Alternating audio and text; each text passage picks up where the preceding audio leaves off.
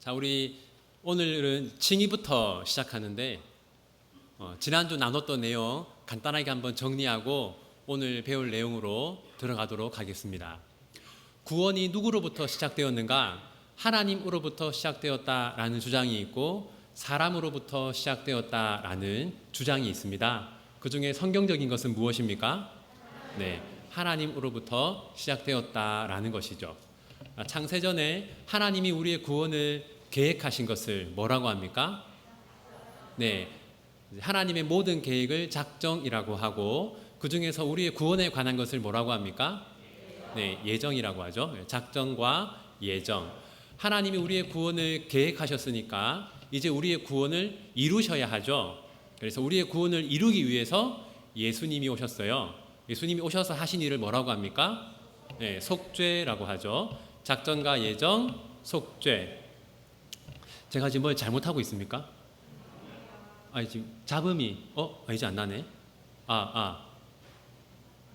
잘 들리십니까? 네, 네, 알겠습니다. 자, 이제 작정과 예정, 그 다음에 속죄. 자, 이제 성부 하나님이 구원을 계획하셨고 성자 하나님이 구원을 이루셨으니 성령 하나님은 뭘 하셔야 합니까? 구원을 우리에게 적용하셔야 하죠. 우리에게 구원을 적용하기 위해서 성령 하나님이 제일 처음 하는 게 뭡니까? 부르심. 작정과 예정, 속죄, 속죄, 그 다음에 부르심. 성령님이 우리를 부르시면 우리가 어떻게 됩니까? 새로운 존재가 되어 뭐라고 하죠? 중생이라고 합니다. 중생은 성령님이 우리 안에 들어오심으로써 이루어지는 것인데 이 성령님의 다른 이름이 그리스도의 영이죠. 성령님이 오시는 것은 곧 예수 그리스도가 오시는 겁니다. 그래서 예수님이 우리 안에 오심으로써 예수님과 우리가 영적으로 하나가 되는 것을 뭐라고 합니까? 연합이라고 하죠. 그래서 작정과 예정, 그 다음 뭡니까?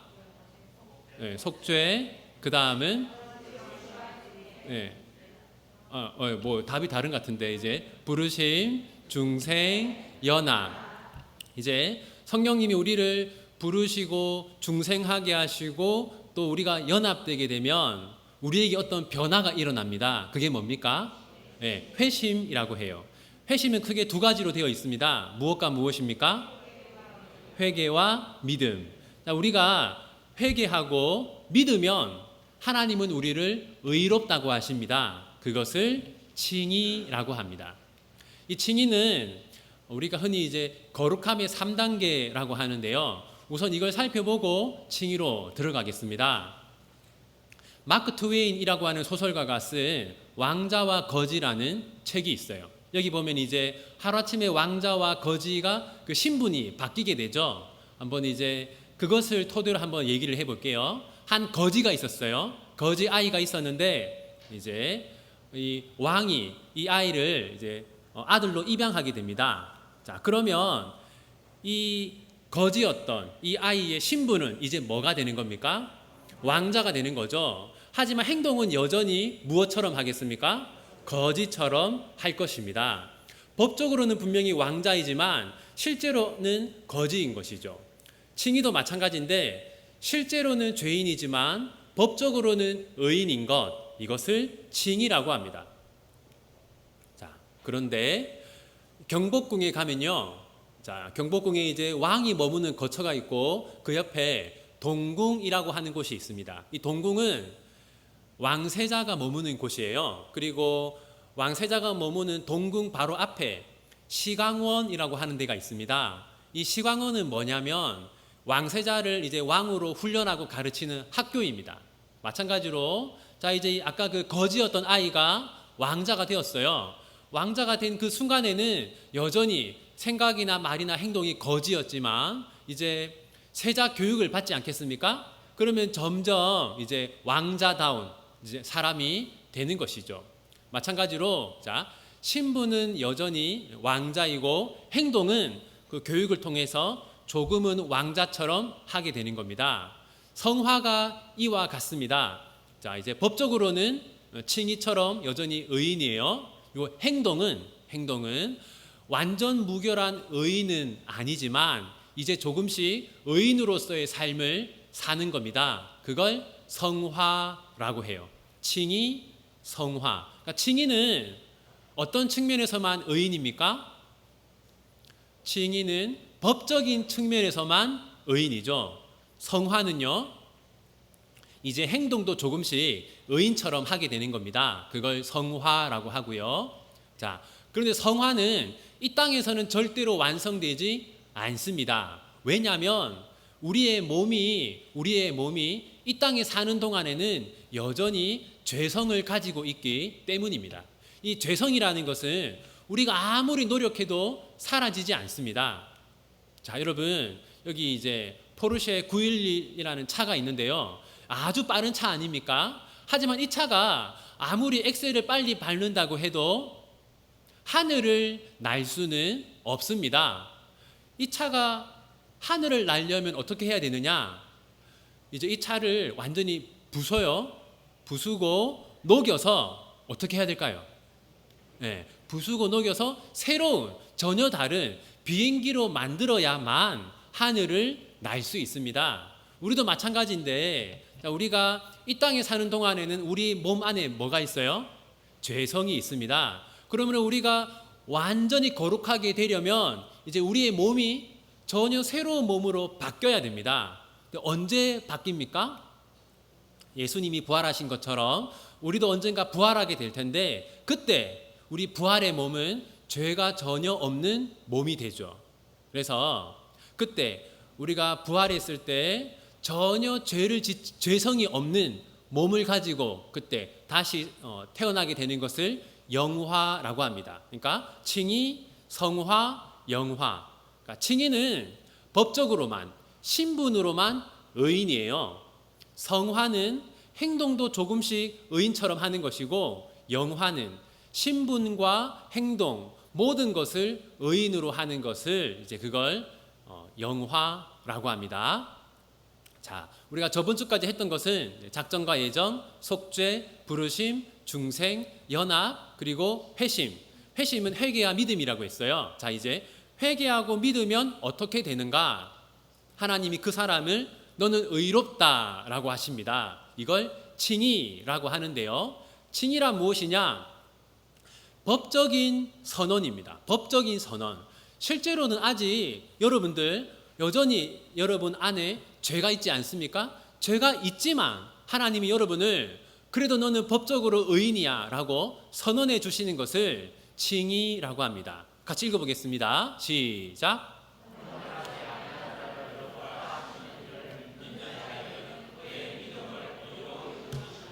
네, 경건하지 않은 사람을 하나님이 의롭다고 선언하십니다. 그러니까 칭의라는 것은 너는 실제로 의롭다가 아니라 너는 이제 법적으로 의인이다 이것입니다. 그리고 칭의는 완전한 무죄 선언입니다. 읽어볼까요? 시작.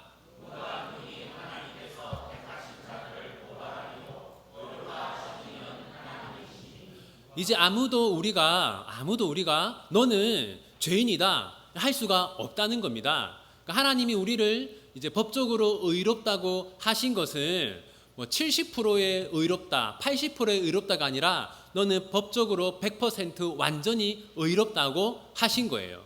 그래서 이 자리에 앉아 있는 모든 사람들, 자, 칭의의 측면으로 볼 때 다 똑같습니다. 어떤 분은 90% 칭의, 어떤 분은 80% 칭의, 그런 것은 없습니다. 우리 모두가 다 완전한 칭의를 가지고 있어요. 그러면 하나님이 무엇을 보시고 우리를 의롭다고 하시는가? 예수님의 의로움이 우리에게 전가되어 있습니다. 자, 여러분, 자, 저 컵에 담겨 있는 음료수가 무엇을 통해서 우리 몸 안으로 들어옵니까? 네, 빨대를 통해서 들어오죠. 마찬가지로 믿음을 통해서 예수님의 의로움이 우리 안에 들어옵니다. 자, 여러분, 우리 지난 시간 살펴봤었는데 흔히 거룩이라는 단어와 의라는 단어를 동의어로 사용하지만 조금 다르다고 했죠. 어떤 사람을 의인이라고 합니까? 뭘 다 지킨 사람? 율법을 다 지킨 사람. 그래서 예수님이 이 땅에 오셔서 율법을 다 지킨 것은 누구를 위해서 그렇게 한 겁니까? 우리를 위해서, 여러분들을 위해서 그렇게 하신 것이죠. 예수님은 이 땅에 오셔서 율법을 다 지켰습니다. 그래서 예수님은 의인이죠.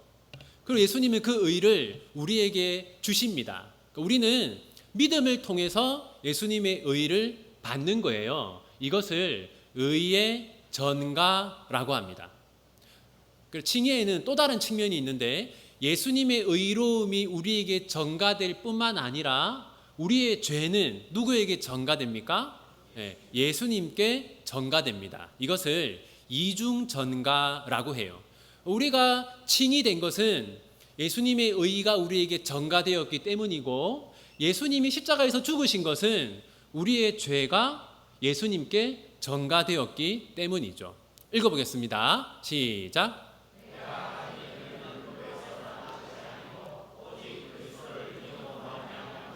자, 그래서 믿음을 통해서 예수님의 의가 우리에게 전가된 겁니다. 그래서 흔히 개혁주의에서는 이렇게 말합니다. 우리가 누구 때문에 구원을 받았는가? 그리스도 때문에.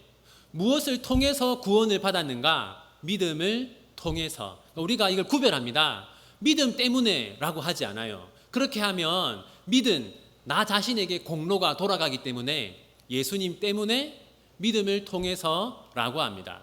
네 번째, 칭의는 정말 전적인 하나님의 은혜입니다. 이것을 강조해야 하는 이유가 뭐냐면, 많은 교회에서 칭의를 전적인 은혜로 보지 않습니다. 대표적인 교회가 로마 가톨릭이죠. 로마 가톨릭에서는 실제로 의로워야 의롭다고 하신다라고 가르쳐요.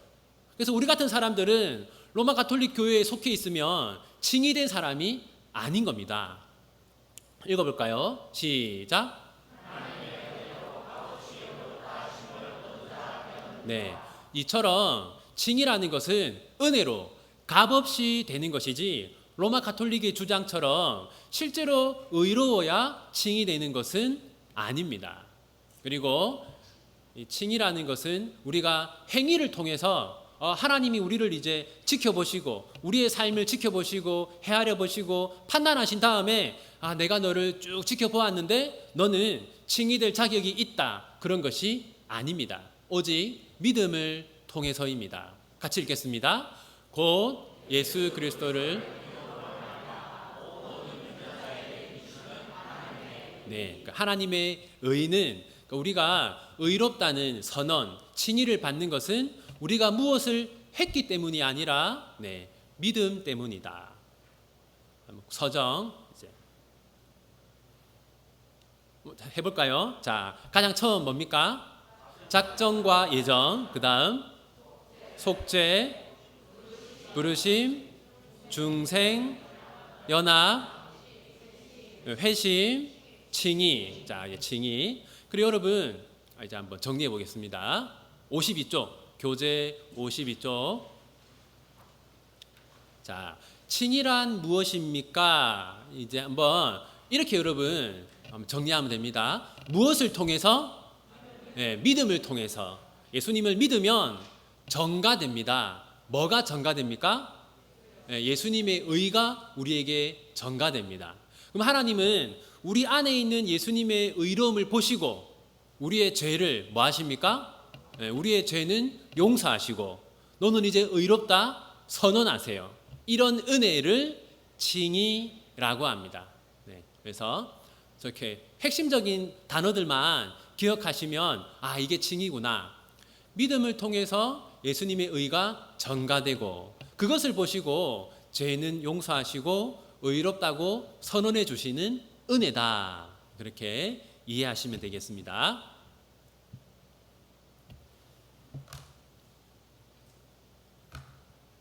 자, 그 다음 성경은 칭의를 어떻게 정의합니까? 여러분, 칭의라는 것은 우리가 실제로 의롭기 때문에 의롭다고 하는 게 아니라 어떤 선언이라고요? 법적인 선언입니다. 그리고 이 칭의는 90% 무죄 선언, 그런 게 아닙니다. 100% 무죄 선언이에요. 그래서 예수님을 믿는 사람은 정죄를 받지 않습니다. 그리고 칭의의 근거는 뭡니까? 우리에게 전가된 예수님의 의. 여러분 안에는 지금 예수님이 영적으로 거하시고 또 여러분 안에 예수님의 의가 있는 겁니다. 그래서 칭의는 은혜라고 하고 또 우리가 칭의의 도구는 믿음이다. 그렇게 정의하시면 되겠습니다. 이제 8강 양자됨. 여러분 양자란 뭐냐? 자, 누군가의 자녀가 되는 방법은 두 가지가 있습니다.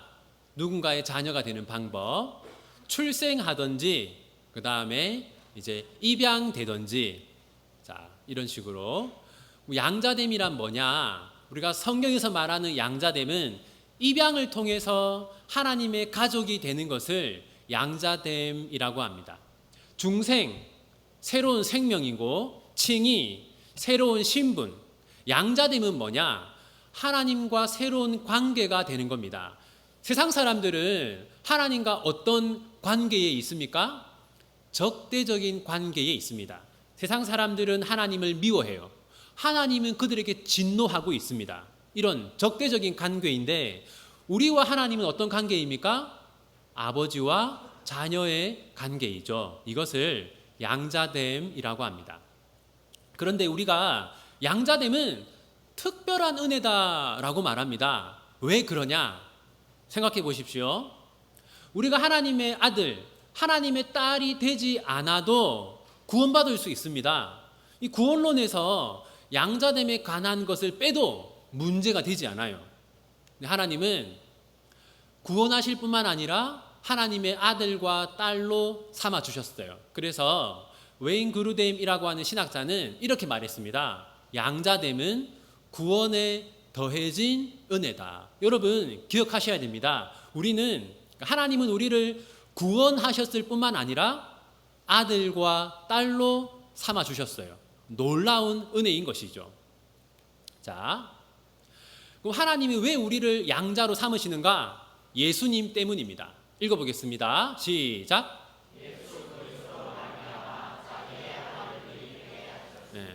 왜 하나님이 나 같은 사람을 아들로 딸로 입양하셨는가? 예수님 때문입니다. 좀 더 구체적으로요. 그 이유는 예수님의 영이 우리 안에 거하시기 때문입니다. 하나님의 독생자의 영이 우리 안에 거하심으로 하나님이 우리를 자녀로 삼으시는 것이죠. 읽어보겠습니다. 시작.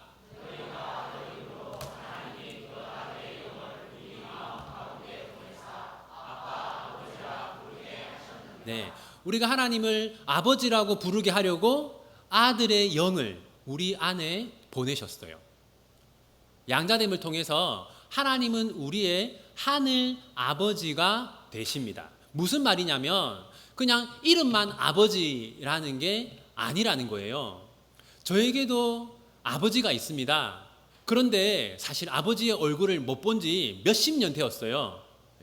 부모님이 이혼하시면서 떠나셔가지고 아버지가 이제 주민등록 뽑으면은 분명히 아버지가 있는데, 근데 실제로 아버지 노릇을 한 아버지는 저에게 없었어요.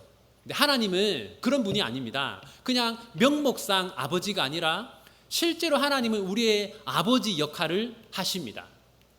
읽어볼까요? 시작.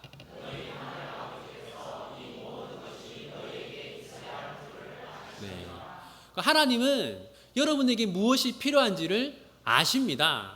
하나님이 아신다는 것은 필요를 채워주신다라는 것이죠. 이것이 하나님의 아버지 노릇입니다. 하나님은 명목상 아버지가 아니라 실제로 여러분들의 하늘 아버지로 일하고 계세요.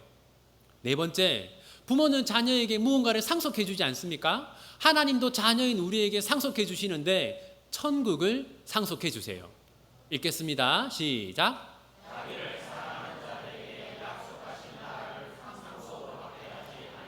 네. 자, 그리고 여러분, 한국 국민으로 태어나면 몇 가지 의무가 있지 않습니까? 국방의 의무라든지 납세의 의무라든지, 마찬가지로 하나님의 자녀에게는 의무가 있습니다. 그 의무가 무엇이냐면 첫 번째는 아버지를 닮기 위해서 노력해야 하는 의무가 있어요. 읽겠습니다. 시작.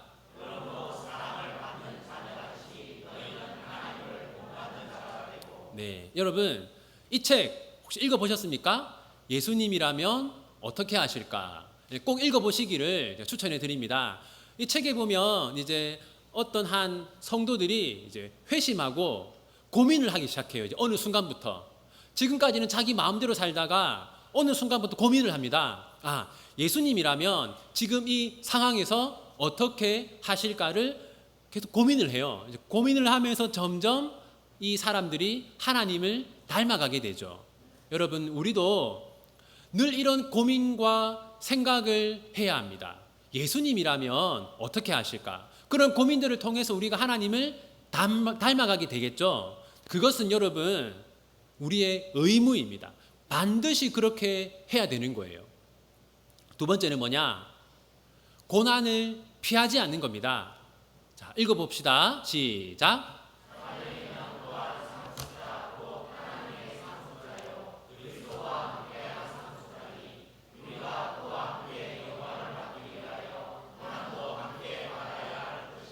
여기 보시면 하나님의 자녀는 하나님을 위해서 고난을 받아야 한다 이렇게 말하죠. 여러분 이거 뭔지 아시죠? 뭡니까? 뭐 하는 겁니까? 신사참배. 이때 정말 하나님의 자녀들은 어떻게 해야 됩니까? 이때 이제 막 우리 이제 교계 지도자들은 앞장서서 신사참배를 했어요. 하지만 이렇게 신사참배를 거부하고 순교한 분들도 있죠. 지금 우리가 이만큼 고난을 당하진 않지만 분명히 여러분도 하나님을 믿기 때문에 당하는 어려움들이 있습니다.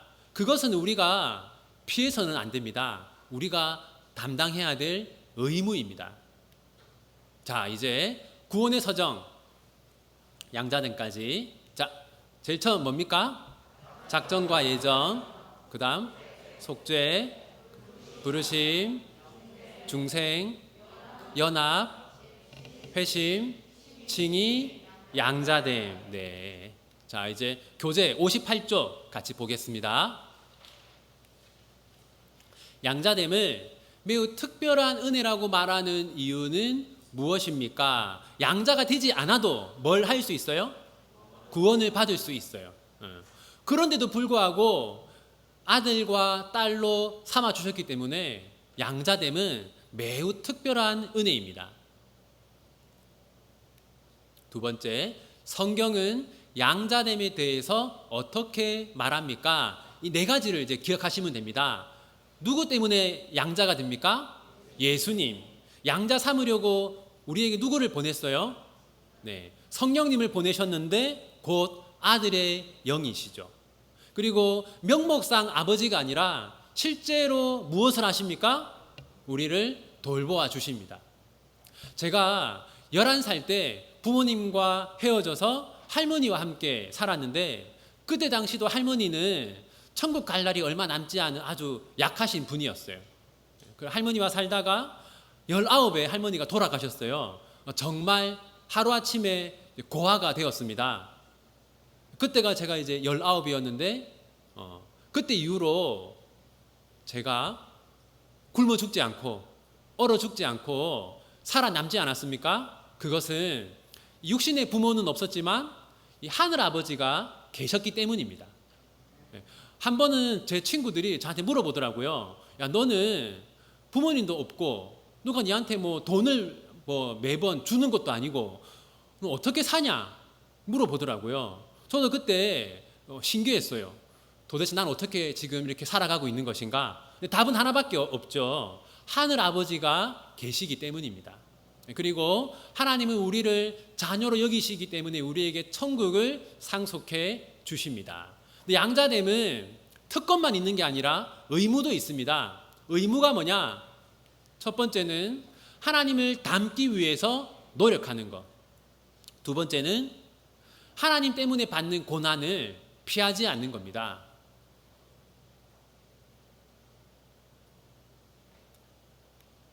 자, 이제 성화란 뭐냐? 칭의는 어떤 부분에서만 의롭게 되는 거였어요? 네, 법적인 측면. 우리가 실제로는 의롭지 않은데 하나님이 우리를 너는 예수를 믿으니까 의롭다라고 해주시는 게 칭인데, 성화는 뭐냐? 하나님이 우리를 실제로 거룩하게 바꾸어 주시는 겁니다. 그래서 칭의는 법적인 변화이지만 성화는 실제적인 변화입니다.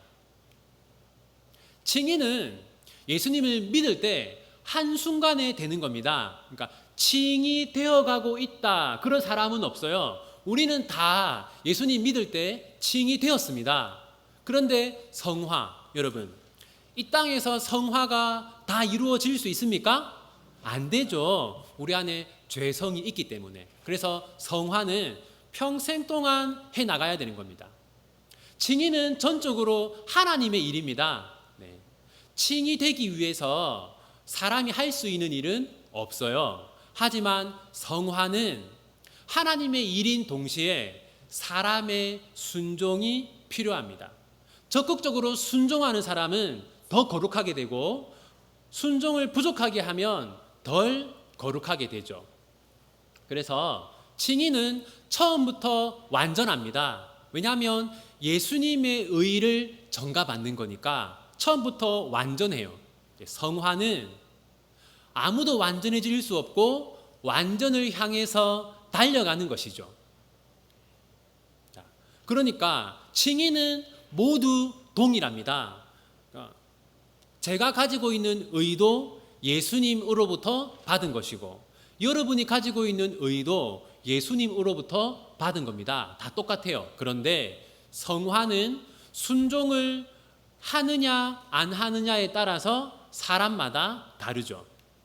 자, 성화란 무엇이냐?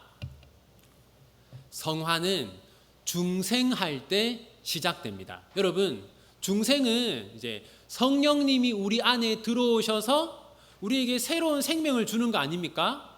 그러니까 그 이전에는 거룩하게 살아갈 수 있는 능력이 전혀 없어요.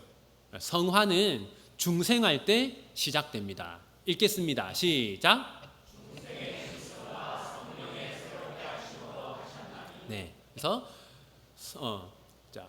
중생하면, 네, 중생과 그 성령님이 우리를 새롭게 하시는 것, 성령님이 우리를 거룩하게 하시는 게 동시에 일어나죠. 그러니까 중생하면서부터 우리는 점점 거룩하게 되는 겁니다. 그리고 성화는 아까 말씀드린 것처럼 일생 동안 자라가는 겁니다. 읽어봅시다. 시작.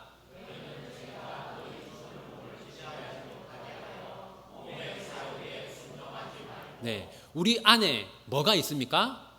죄가 있습니다. 그리고 죄는 우리를 지배하려고 해요. 이것은 우리가 죽을 때까지 계속되는 일입니다. 따라서 성화는 이 땅에서 100% 성화되는 것은 불가능합니다.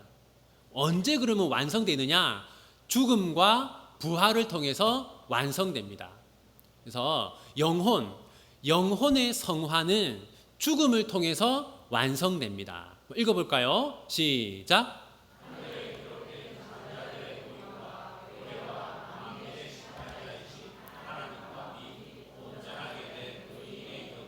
자, 지금 하늘나라의 모습을 말하는 겁니다. 하나님 곁에 누가 있습니까? 네, 온전하게 된 의인의 영들. 그러니까 우리가 신자가 죽으면 신자의 영혼이 하나님 곁으로 가지 않습니까? 그런데 그 영혼을 뭐라고 말하면 온전하게 된 의인의 영들, 온전하게 되었다, 이렇게 말하거든요. 다시 말해서 우리의 영혼은 죽는 즉시 거룩하게 되는 겁니다. 그 다음에 육신, 우리의 육신은 언제 거룩하게 되느냐?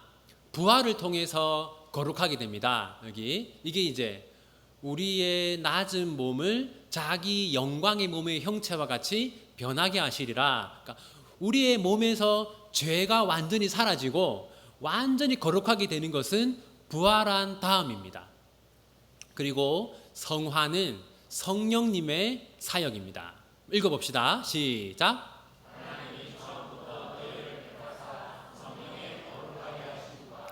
성령님이 우리 안에서 어떤 일을 하시냐면 계속해서 우리를 거룩하게 바꾸어 가고 계세요. 그래서 성경을 보면 우리가 죄를 짓는 것이 누구를 근심하게 하는 거라고 말합니까?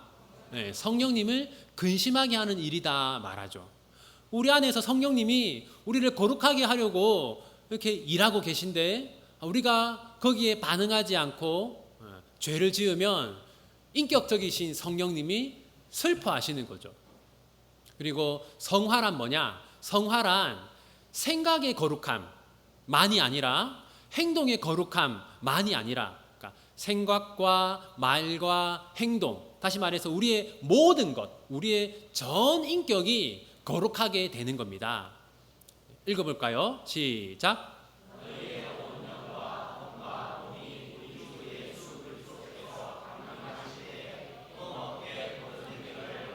네, 보면 온 영과 혼과 몸이, 그래서 우리의 마음뿐만 아니라 우리의 생각과 말과 행동까지 우리의 모든 것이 거룩하게 되는 것이 성화입니다.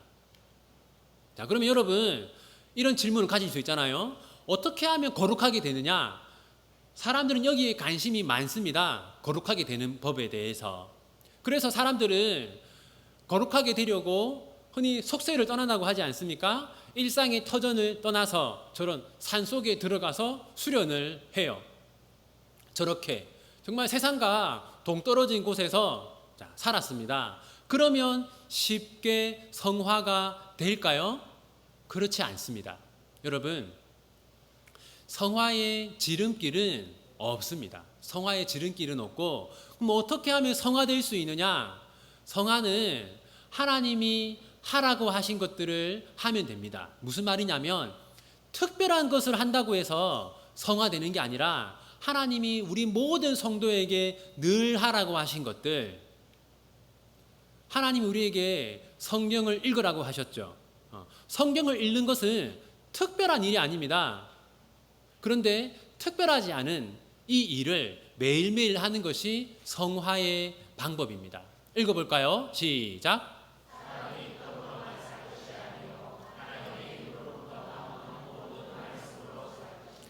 특별한 것을 해야지 거룩하게 되는 게 아니라 말씀을 읽는 것, 신자로서 당연히 해야 하는 것 하면 거룩하게 되는 겁니다. 두 번째, 기도. 네, 특별한 것을 해야 성화되는 게 아니라 기도하면 성화됩니다. 같이 읽겠습니다. 시작. 아무것도 염려하지 말고 다만 모든 일에 기도와 간구로. 네, 세 번째는 항상 해야 되는 거, 말씀 항상 보고, 기도 항상 하고, 예배 정기적으로 꾸준하게 드리고, 네, 그 다음에 또 성도의 교제 당연히 우리가 해야 되는 거 아닙니까? 이렇게 서로 돌아보아 사랑과 선행을 격려하라. 결론은 뭐냐면 성화의 지름길은 없습니다. 성화의 특효약도 없어요. 성화는 우리가 당연히 해야 되는 것들을 꾸준히 하면 그렇게 차츰차츰 성화가 되는 겁니다. 자, 보시고 한번 정리해 볼까요? 제일 처음 뭡니까? 작정과 예정, 속죄, 부르심, 중생, 연합, 회심, 칭의, 양자됨, 성화. 네. 자, 성화했고 교재 66쪽 보겠습니다.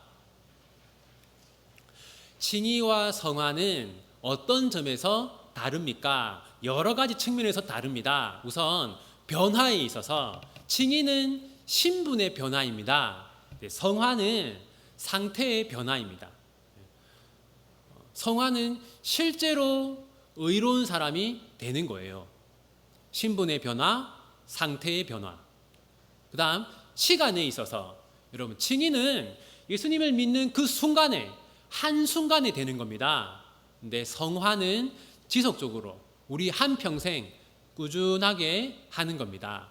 한순간 지속적. 주체, 누가 우리를 칭의되게 하십니까? 하나님이 하십니다. 그런데 성화는 하나님의 일일 뿐만 아니라 사람의 순종이 더해져야 합니다. 상태에 있어서 우리가 가지고 있는 칭의는 모두 다 100% 완전한 칭의입니다. 아무도 우리를 고발하거나 정죄할 수 없어요. 그런데 성화는 완전하지 않습니다. 완전을 향해 나아갈 뿐이죠. 왜냐하면 이 땅에서 사는 동안은 우리 안에 여전히 죄가 있기 때문입니다. 5번, 칭의는 우리 모두가 동일합니다. 그런데 성화는 순종을 얼마나 하느냐에 따라서 다릅니다. 자, 여러분, 성화는 언제부터 시작됩니까? 네, 중생하면서부터. 성화는 언제 완성되느냐? 몸과 영혼이 다릅니다. 영혼은 언제? 죽을 때. 그다음에 몸은 부활할 때. 네. 성화의 방법, 여러분, 이거 하면 금방 쉽게 성화된다, 그런 거 있습니까? 없습니다. 당연히 해야 되는 거, 하나님이 우리 모두에게 하라고 하신 거, 말씀, 기도, 예배, 성도의 교제, 이런 것들을 빠짐없이 꾸준하게 하는 것이 성화의 방법입니다. 10강 견인. 여러분, 우리가 지금 그리스도인 아닙니까? 그죠? 우리가 지금 그리스도인입니다. 이런 질문이 생길 수 있어요. 내가 지금은 그리스도인인데 내가 10년 후, 20년 후에도 그리스도인일까? 여러분, 여기에 대해서 크게 두 가지 주장이 있습니다. 알미니안, 구원을 잃어버릴 수도 있다. 당신이 지금은 그리스도인이지만 20년, 30년 후에는 그리스도인이 아닐 수 있다. 알미니안이라고 합니다. 개혁주의는 구원을 잃어버릴 수 없다. 지금 예수님을 참으로 믿고 있다면 당신은 10년, 20년, 30년 후에도 믿고 있을 거다. 이게 개혁주의입니다. 여러분, 뭐가 정답입니까? 네, 구원을 잃어버릴 수 없다는 것이 정답이죠. 봅시다. 첫 번째 이유, 참된 신자는 부분적으로 타락할 수 있습니다. 하지만 구원을 잃어버릴 정도로 전적으로 타락할 수는 없어요. 읽어보겠습니다. 시작.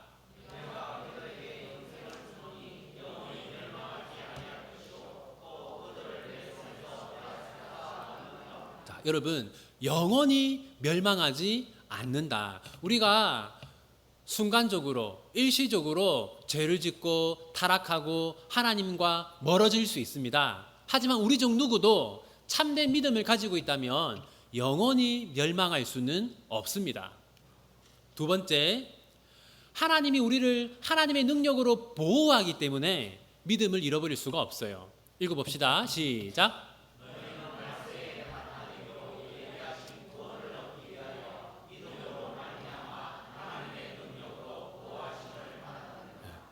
하나님의 능력이 여러분을 보호하고 있습니다. 따라서 믿음을 완전히 잃어버리는 것은 불가능하죠. 세 번째, 참된 신자에게는 하나님의 영원한 사랑이 약속되어 있습니다. 읽어봅시다. 시작.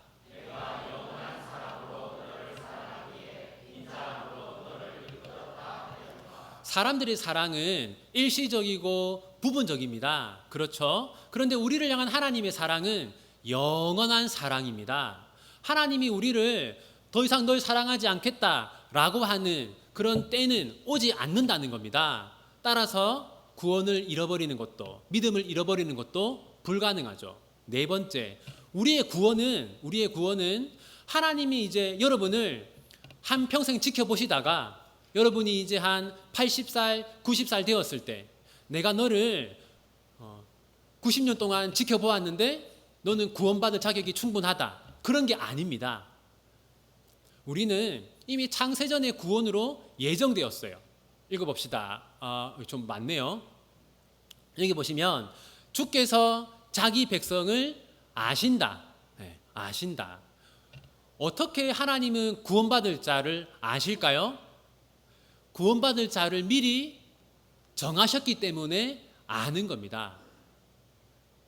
자, 다섯 번째, 참된 신자는 그리스도와 연합되어 있어요. 주와 합하는 자는 한 영이다. 그러니까 우리 안에 성령님이 거하시고 성령님을 통해서 예수님이 우리 안에 거하십니다. 따라서 우리가 지옥으로 가면 우리 안에 계신 예수님도 함께 지옥으로 가야 하는 겁니다. 있을 수가 없는 일이죠. 여섯 번째, 참된 신자는 예수님의 중보의 혜택을 받습니다. 읽어봅시다. 시작.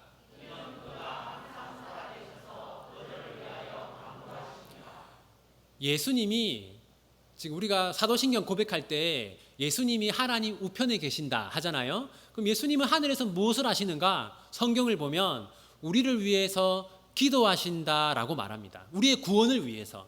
여러분, 예수님이 우리의 구원을 위해서 기도하고 계신데 우리가 구원을 잃어버릴 수가 있겠습니까? 없습니다. 그리고 참된 신자 안에는 성령님이 거하세요.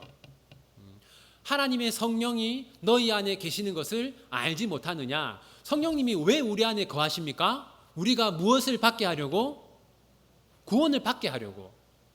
구원이라는 것은 우리 혼자, 우리 힘으로 하는 게 아니라 하나님이 도와주시는 일입니다. 하나님의 일이죠. 그래서 하나님이 우리의 구원을 위해서 일하고 계신데 우리가 구원을 잃어버리는 것은 불가능합니다. 그래서 참된 신자는 어떤 일이 있어도 견고하게 하나님을 믿는 일에 인내할 수 있어요. 이걸 줄여서 견인이라고 합니다. 자, 그럼 이런 질문이 생길 수 있습니다. 아니 그러면 믿음을 잃어버리는 게 불가능하다고 했는데 내가 기쁨교회를 한 40년 다니는 동안 수많은 사람들이 교회를 떠났다. 그 사람들은 어떻게 된 거냐? 자, 읽어봅시다. 시작.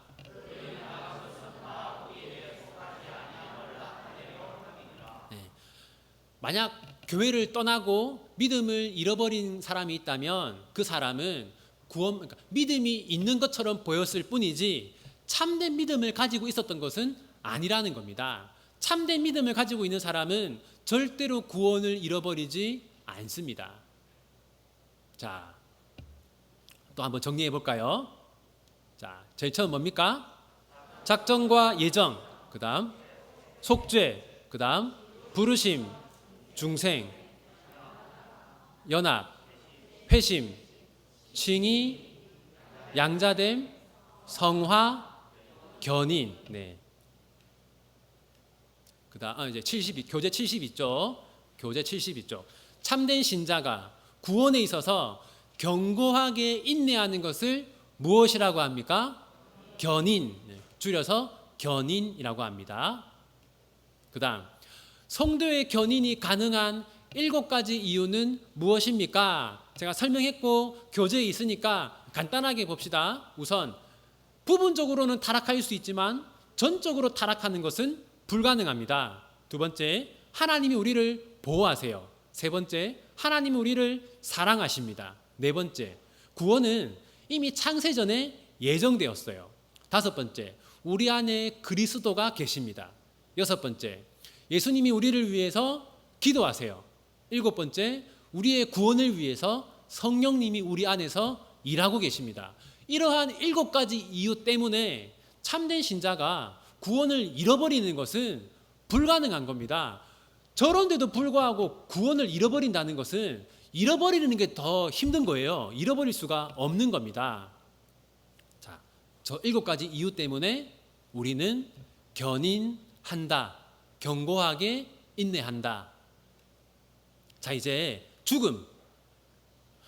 죽음도 구원과 상관이 있느냐? 상관이 있습니다.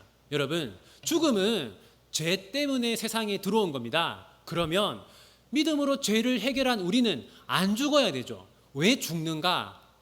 자, 여러분, 왜냐하면 신자의 죽음은 구원의 과정입니다. 봅시다. 첫 번째, 우리들은 죽기는 죽어요. 하지만 언젠가는 죽음에서 구출받습니다. 읽어봅시다. 시작.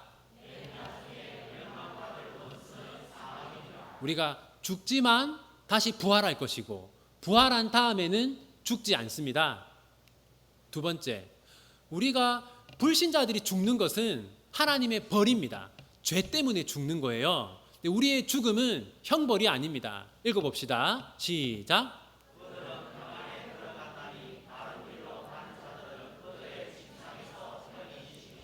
평안으로 들어갔다. 침상에서 편히 쉰다. 저 침상은 무덤을 말하는 겁니다. 그러니까 신자의 죽음은 하나님이 주시는 휴식입니다. 휴식. 벌이 아닌 거예요. 세 번째, 신자의 죽음은 죄에서 해방되는 마지막 단계입니다. 자, 읽어볼까요? 시작.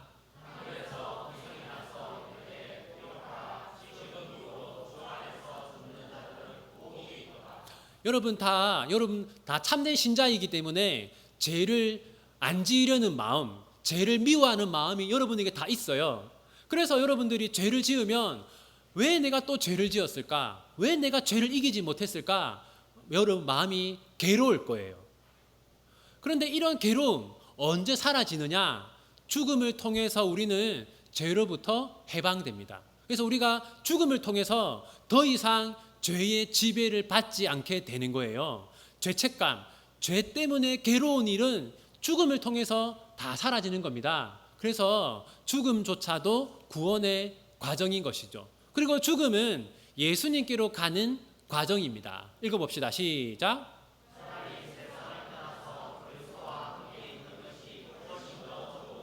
바울은 차라리 죽었으면 좋겠다 생각했어요. 왜냐하면 죽으면 그토록 사랑했던 예수님께 갈 수 있기 때문이죠. 자, 그리고 죽음과 관련해서 중간 상태라는 게 있습니다. 로마 가톨릭에서는 이 중간 상태를 연옥이라고 해요. 자, 로마 가톨릭은 기본적으로 행위 구원 아닙니까? 그래서 죄를 지은 것보다 선을 행한 게 더 많으면 구원을 받는다고 해요. 예를 들어서 이 사람이 60만큼의 선을 행했고 40만큼의 죄를 지었다. 그러면 구원을 받겠죠. 하지만 뭐가 남아 있습니까? 이 땅에서 지은 40만큼의 죄가 있잖아요. 그러면 연옥에서 이 40만큼의 벌을 받고 천국으로 간다는 겁니다. 이게 로마 가톨릭이 말하는 중간 상태인데 그런 게 아니라 성경이 말하는 중간 상태는 죽음과 부활 사이를 중간 상태라고 해요. 신자의 중간 상태는 뭐냐? 신자는 부활하기 전까지 그 영혼이 낙원에 있습니다. 읽어볼까요? 시작.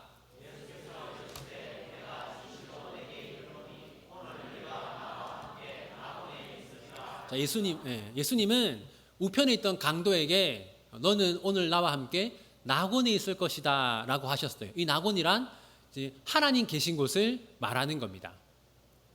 불신자들의 영혼은 음부라는 곳에 있습니다. 읽어볼까요? 시작.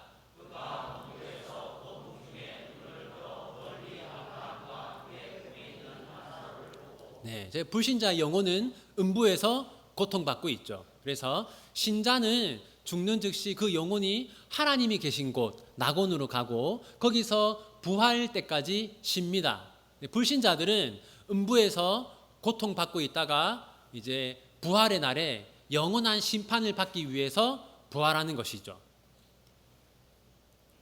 자, 한번 보시고 또 정리해 볼까요? 자, 제일 처음 작정과 예정, 속죄, 부르심과 중생, 연합, 회심, 칭의, 양자됨, 성화, 견인, 죽음. 네, 죽음. 교재 77쪽입니다. 자, 여러분, 이 땅에 죽음은 왜 들어왔습니까? 무엇 때문에? 네, 죄 때문에 들어왔죠. 자, 신자에게 죽음이란 어떤 것입니까? 그러니까 우리도 죄에서 해방되었지만 죽기는 죽습니다. 그런데 이 죽음의 의미가 불신자들과는 달라요. 자, 우리 신자들은 마지막 날에는 죽음에서 완전히 구출됩니다. 두 번째, 신자의 죽음은 형벌이 아니에요. 불신자들의 죽음은 죄 때문에 받는 벌이지만 우리는 형벌이 아닙니다.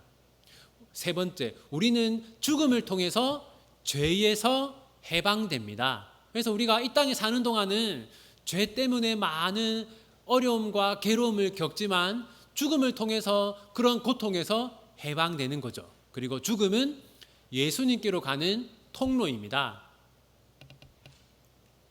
자, 죽음과 부활 사이의 기간을 뭐라고 합니까? 중간 상태라고 합니다.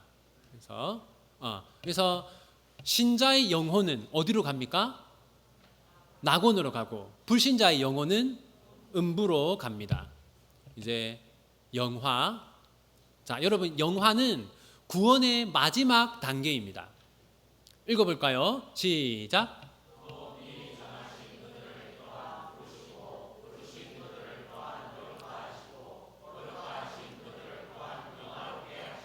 자, 여기 보면 이제 구원의 서정이 다 나와 있지 않고 대표적인 것만 몇 개 있는데 미리 정하셨다. 뭡니까?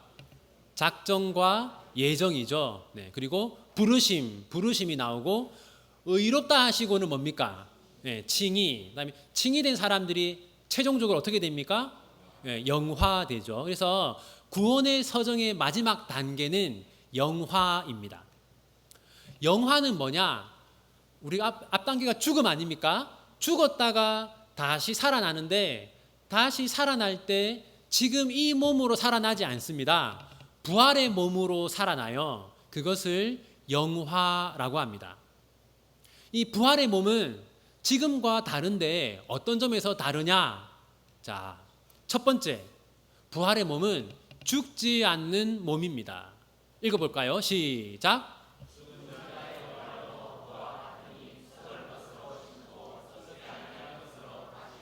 네, 부활의 몸은 썩지 않는 몸입니다. 병들거나 늙거나 죽지 않는다는 거죠. 두 번째, 부활할 때 우리는 가장 아름답고 가장 지혜로운 몸으로 부활할 겁니다. 읽어볼까요? 시작. 저기 영광스럽다라고 할 때 영광으로 번역된 헬라어가 독사라고 하는 단어인데 저 단어의 기본적인 뜻은 아름다움입니다. 그래서 부활의 몸은 내적이고 외적인 아름다움. 그래서 내적으로는 지혜, 외적으로는 아름다움. 그런 몸으로 우리가 부활하게 된다는 거죠. 세 번째, 죄를 지을 수 없는 몸, 죄를 짓는 것이 불가능한 몸으로 부활합니다. 읽어봅시다. 시작.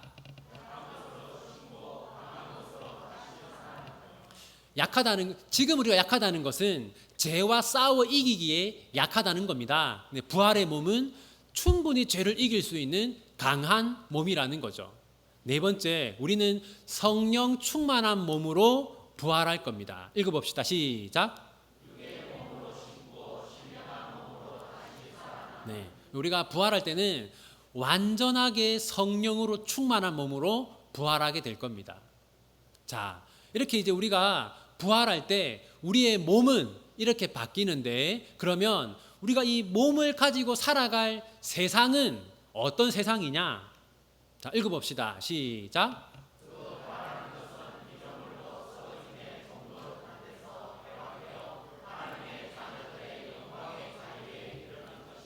저기 보면 이 지금 피조물들이 썩어짐의 종노릇을 하고 있다 이 말을 합니다. 무슨 말이냐면 세상에 죄가 들어와서 사람들만 고통을 겪는 게 아니라 이 피조 세계, 하나님의 창조 세계도 죄로 인해서 어려움을 겪고 있다는 겁니다. 예를 들면 여러분, 하나님이 태초에 만드신 에덴 동산은 저렇지 않았잖아요. 그러니까 타락한 사람들이 하나님의 창조 세계를 더럽히고 있어요.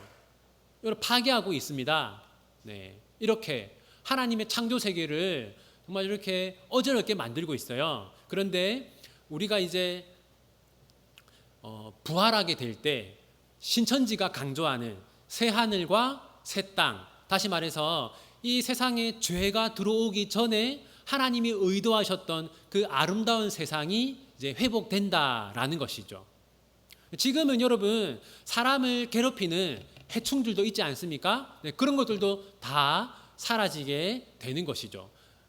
지금은 많은 짐승들이나 여러 동물들이 사람을 해롭게 하지만 이 창조 세계가 태초의 아름다움을 회복하고 또 사람을 해롭게 하는 모든 것들도 다 사라지게 될 것입니다. 자, 이게 이제 구원의 서정 전체입니다. 작정과 예정으로 시작해서 영화로 끝나는 거, 이게 이제 구원의 서정이에요. 이걸 여러분들이 이제 꼭 기억하시고 담아두시면 이 구원을 이해하는데 많은 도움이 될 것입니다. 84쪽, 구원의 마지막 단계는 무엇입니까? 영화입니다. 제가 틀렸네. 네. 성경은 부활의 몸을 어떻게 설명합니까? 4가지죠. 네. 불멸의 몸, 죽지 않는 몸. 2번, 아름다운 몸. 3번, 능력 있는 몸, 죄를 짓지 않을 수 있는. 4번째, 성령으로 충만한 몸.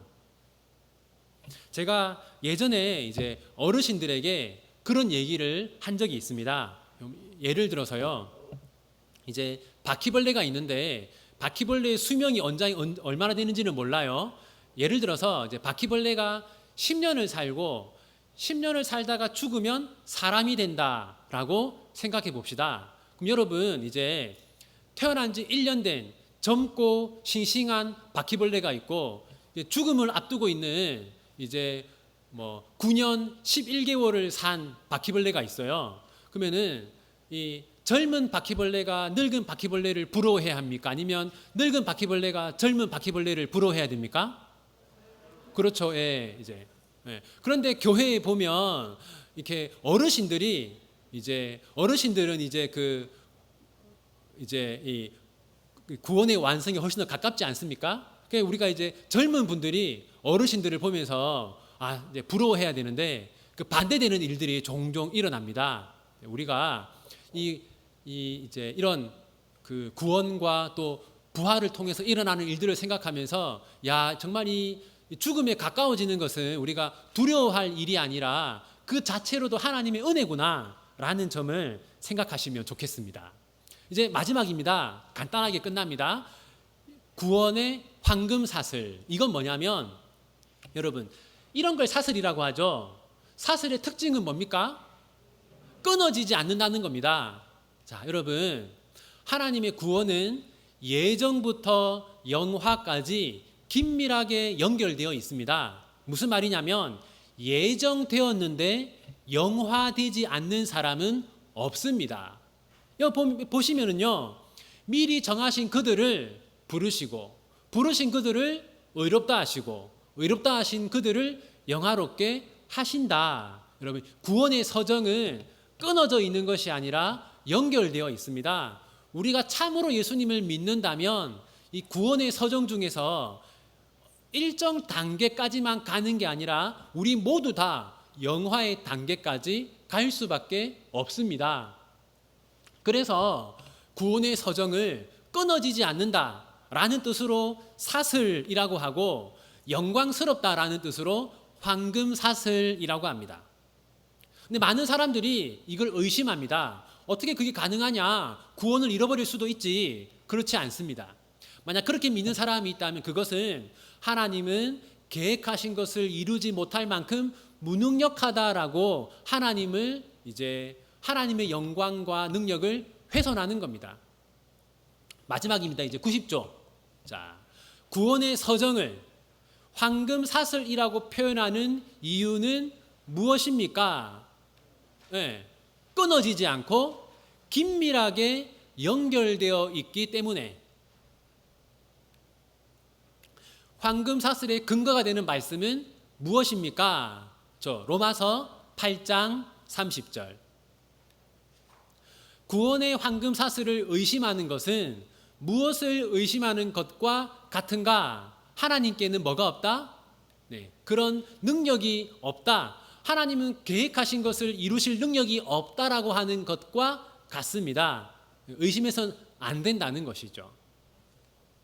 네, 여러분, 지난주, 이번주 2시간 동안 수고하셨습니다. 네.